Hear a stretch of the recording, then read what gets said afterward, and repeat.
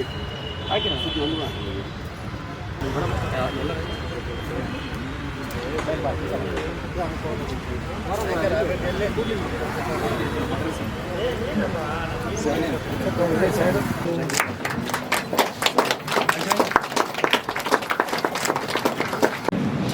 ಹಿಂದೆ ಕೂಡ ಈಗ ನಾವು ಪೊಲೀಸ್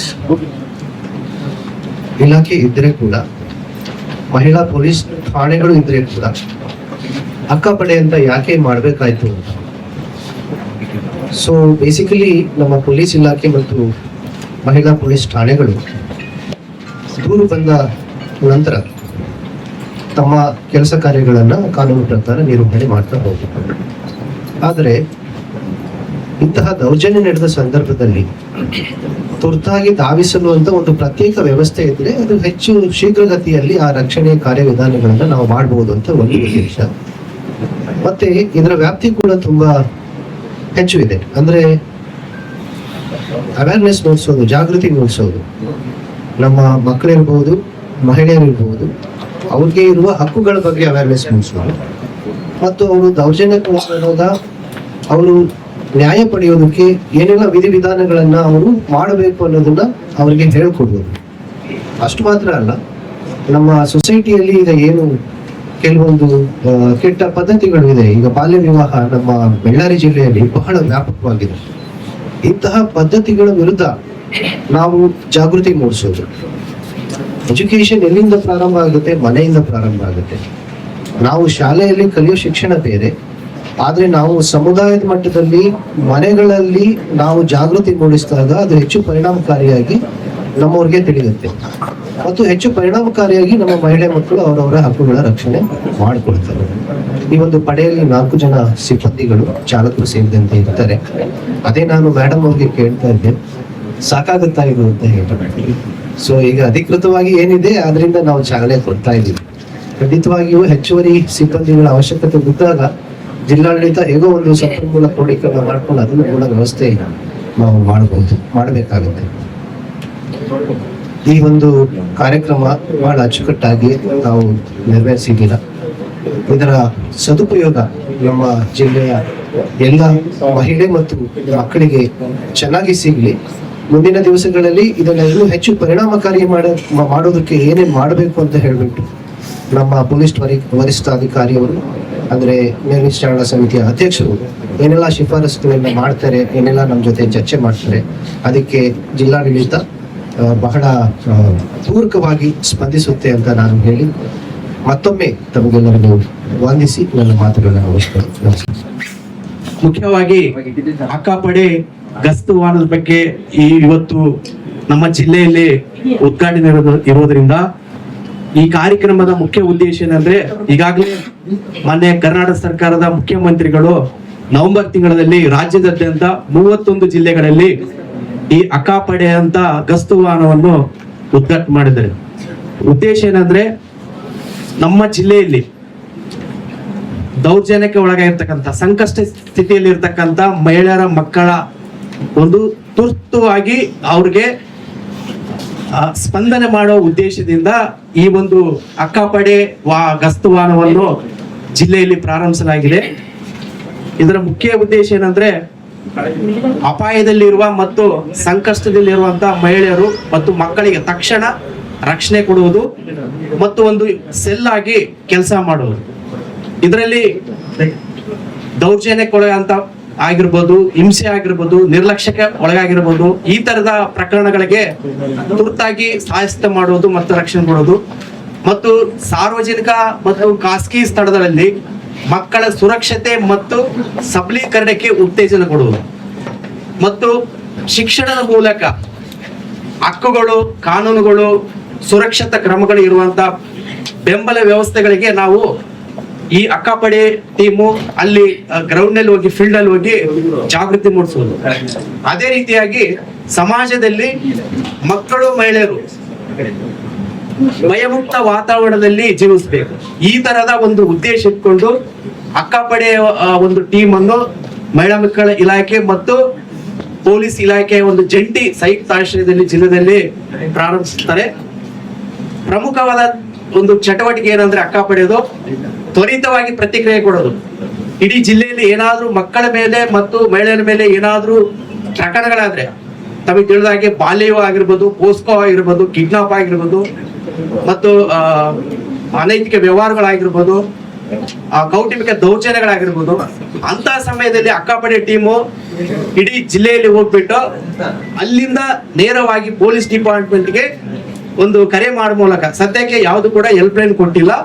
ಸದ್ಯಕ್ಕೆ ನಮ್ಮ ಜಿಲ್ಲಾಡಳಿತ ಪೊಲೀಸ್ ಇಲಾಖೆಯಿಂದ 1098 ಮತ್ತು 112 ಮೂಲಕನೇ ಆ ಕರೆಗಳನ್ನ ನಾವು ನೇರವಾಗಿ ಪೊಲೀಸ್ ಸ್ಟೇಷನ್ಗೆ ಕರೆ ಮಾಡಿ ಅದನ್ನ ಆ ಪ್ರಕರಣಗಳಿಗೆ ಲಿಂಕ್ ಮಾಡ್ಕೊಡೋದು.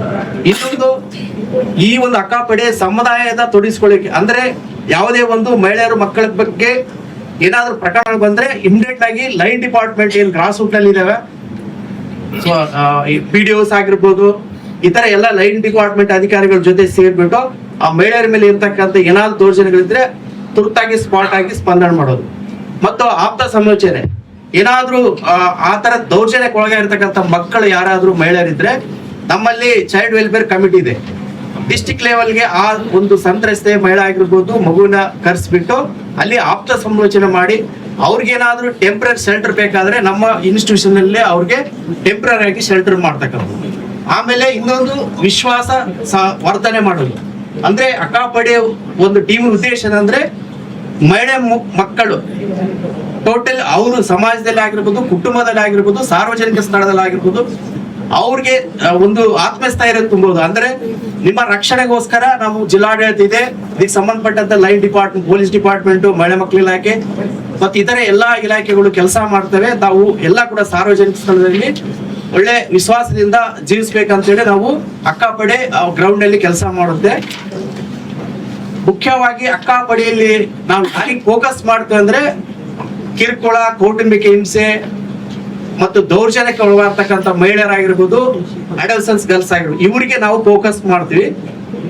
ಇನ್ನೊಂದು, ನಿರ್ಲಕ್ಷ್ಯಕ್ಕೆ ಒಳಗಾದಂತವ್ರು, ಬಾಲ್ಯ ವಿವಾಹ, ಬಾಲ ಕಾರ್ಮಿಕ ಪದ್ಧತಿ, ಬಾಲ ಭಿಕ್ಷಾಟನೆ, ಮಾದಕ ದ್ರವ್ಯ, ನಿಂದನೆಗೊಳಗಾದಂತ ಮಕ್ಕಳು, ಅಂಡ್ ಎಜುಕೇಶನ್ ಮತ್ತು ಅವೇರ್ನೆಸ್, ಅಂದ್ರೆ ಮಕ್ಕಳಿಗೆ ಮತ್ತು ಮಹಿಳೆಯರಿಗಿರ್ತಕ್ಕಂಥ ಕಾಯ್ದೆಗಳು, ದೌರ್ಜನ್ಯ ಕಾಯ್ದೆಗಳಾಗಿರ್ಬೋದು, ಅವ್ರ ಸಬಲೀಕರಣ ಕಾಯ್ದೆಗಳಾಗಿರ್ಬೋದು, ಮತ್ತು ಅವ್ರಿಗೆ ಬೇಕಾಗಿರ್ತಕ್ಕಂಥ ಮುಕ್ತ ವಾತಾವರಣಕ್ಕೆ ಸಂಬಂಧಪಟ್ಟ ಸರ್ಕಾರದ ಯೋಜನೆಗಳೇನಿದಾವಲ್ಲ, ನಾವು ಅಲ್ಲಿ ಗ್ರೌಂಡ್ ಅಲ್ಲಿ ಹೋಗಿ ಶಾಲೆ ಆಗಿರ್ಬೋದು, ಪೊಲೀಸ್ ಸ್ಟೇಷನ್ಸ್ ಆಗಿರ್ಬೋದು, ರೈಲ್ವೆ ಸ್ಟೇಷನ್ಸ್ ಆಗಿರ್ಬೋದು, ಜನನಿಧಿ ಬೀಡ ಪ್ರದೇಶದಲ್ಲಿ ಏನು ಈ ದೌರ್ಜನ್ಯ ಪ್ರಕರಣಗಳು ಆಗ್ತವೆ ಅಲ್ಲಿ ಹೋಗಿ ಅಕ್ಕಪಡೆ ಇಮಿಡಿಯೇಟ್ ಆಗಿ ಅಲ್ಲಿ ಏನಾದ್ರೂ ಆತರ ಪ್ರಕರಣಗಳಿದ್ರೆ ಪೊಲೀಸ್ ಡಿಪಾರ್ಟ್ಮೆಂಟ್ಗೆ ತುರ್ತಾಗಿ ಮಾಹಿತಿ ತಿಳಿಸುವಂತ ಕೆಲಸ ಇದು ಅಕ್ಕಪಡೆಯ ಮುಖ್ಯ ಉದ್ದೇಶ ಆಗಿರುತ್ತದೆ. ಬಟ್ ಇದರ ಒಂದು ಕಾರ್ಯವ್ಯಾಪ್ತಿ, ಈ ಅಕ್ಕಪಡೆಯ ಒಂದು ಕಾರ್ಯವ್ಯಾಪ್ತಿ ಅಂದ್ರೆ ಇಡೀ ಜಿಲ್ಲೆಯಲ್ಲಿ ಒಂದು ಗೃಹ ರಕ್ಷಾ ಒಂದು ಟೀಮ್ ಮಾಡಿದಿವಿ. ಅಂದ್ರೆ ಅದರಲ್ಲಿ 4 ಜನ ನಾವು ನೇಮಕಾತಿ ಮಾಡಿದಿವಿ. ಆ ನೇಮಕಾತಿ ನಮ್ಮ ಇಲಾಖೆಯಿಂದ SP ಮೇಡಮ್ ಅವ್ರು ಮಾಡಿದ್ದಾರೆ. ಜೊತೆಗೆ ಅವರು ಒಂದು ಟೀಮ್ ಇರುತ್ತೆ, 4 ಜನ ಮಹಿಳೆಯರು ಇರ್ತಾರೆ. ಅವ್ರಿಗೆ ಬೆಳಿಗ್ಗೆ 7 ಗಂಟೆಯಿಂದ ರಾತ್ರಿ 8 ಗಂಟೆವರೆಗೆ ಈ ಗಸ್ತು ವಾಹನ ತಿರುಗುತ್ತೆ.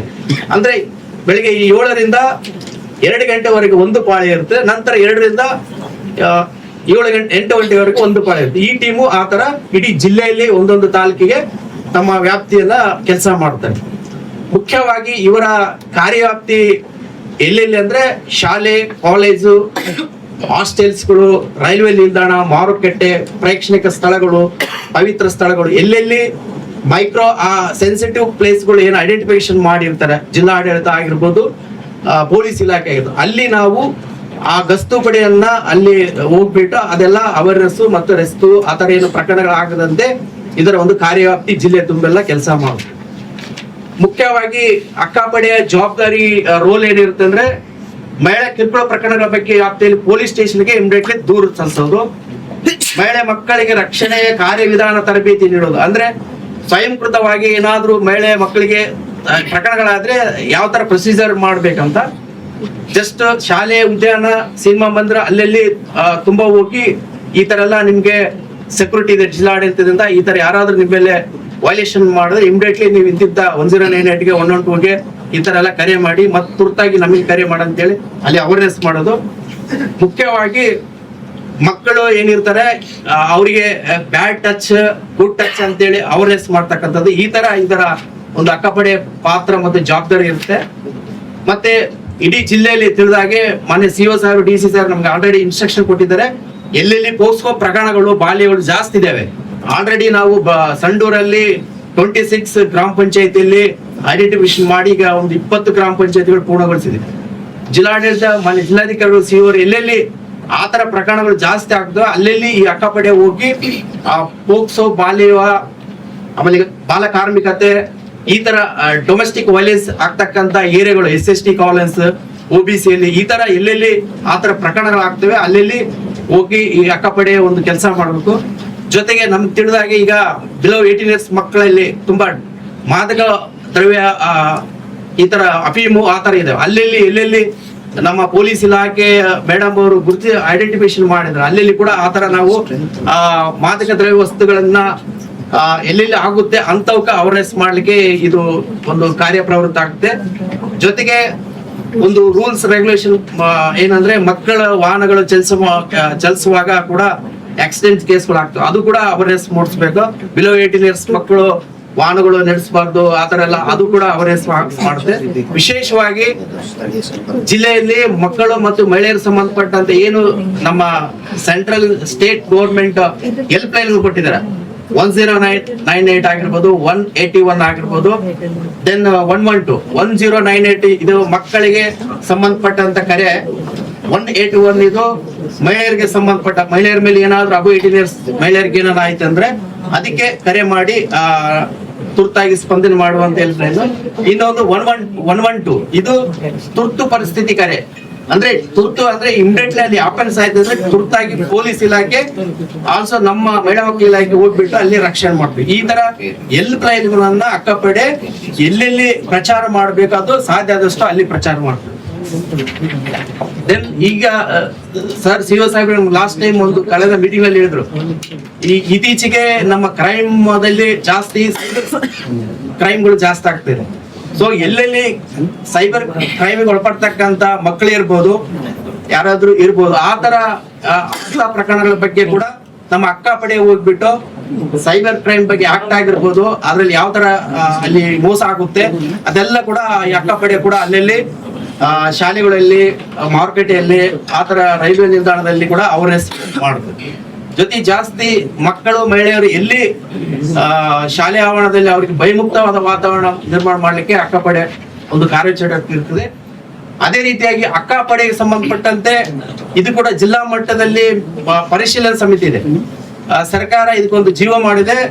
ಈ ಜಿಲ್ಲೆಯಲ್ಲಿ ನಮ್ಮ 3 ತಿಂಗಳ ಒಳಗಡೆ ಮಾನ್ಯ SP ಮೇಡಮ್ ಅವರು ಇದಕ್ಕೆ ಜಿಲ್ಲಾ ಮಟ್ಟದ ಅಧ್ಯಕ್ಷರಾಗಿರ್ತಾರೆ ಮೇಲುಸ್ತುವಾರಿ ಸಮಿತಿ.